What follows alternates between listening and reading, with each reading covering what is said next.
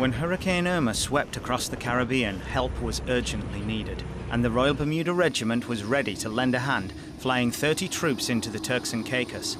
ZBM spoke to some of the regiment's soldiers after they'd returned to Bermuda and asked them what sort of damage they saw when they flew out. Sometimes you'll see a full intact house, and then 2 houses later, there's a flat house, then another house, it's no roof. Trees were down, power lines.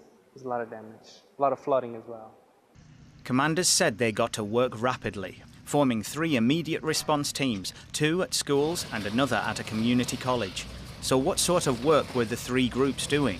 Basically our usual job that we do here, just trying to clean up, help up, rebuild, doing the main stuff, clearing roads, clearing up buildings, taking down roofs and stuff, damaged debris, taking out debris, and trying to prep it for the next hurricane that was coming.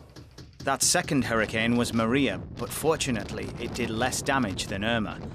But the local population was still in dire straits, without power or running water and dependent on food aid brought in. And yet they still had a warm welcome for the troops helping them. Most of the soldiers involved were British, but as fellow islanders, the Bermudian detachment may have got some special treatment. They enjoyed us very much. It was very nice interacting with them. They seemed quite a lot like us in certain ways. So it was very nice to be around them. They enjoyed being around us. We enjoyed being around them. And that wasn't the only reaction.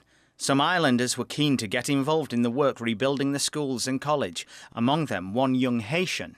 He took a morning to come and meet everybody. He wanted to shake hands, and then he wanted to get involved. So we gave him some work gloves and a hard hat and a luminescent vest and said, if you want to help us out, mate, many hands make light work. Have at it. He did that for 4 days. He didn't want anything from us except food and water. That's it. We tried to put a little money together at the end and say, listen, 4 days of really busting your tail with us. We really appreciate that. Here's a little something. Nope, don't want that. Towards the end, Lieutenant Emerson's group were even getting fed by their school's home economics teacher, much to their delight. This young man comes running up to us, one of the local children, and he says, pull on the sleeve, so-and-so over there has some jerk chicken, barbecue chicken, white rice, or beans and rice, if you'd like some. We were over the moon. We'd had rations and vacuum-sealed packets of food for the last week and a half, so this was huge morale for us. And then for 3 days after that, she came and cooked us like conch fritters and some more rice and just some local recipes. So we found ourselves very much treated that way. So with home-cooked food and lots of help from locals, what was the biggest problem? A bad memory would be the mosquitoes. They were terrifying. Like, we'll get a shower out in a bush, in a bucket, and then as soon as you had to literally run back to the shelter because as soon as you got dry, they were just biting you. The mosquitoes were definitely a problem. So, an instructive 2 weeks for our soldiers. For some, this was a return visit. They'd been to Turks and Caicos in 2008 when Category 4 Hurricane Ike devastated the islands.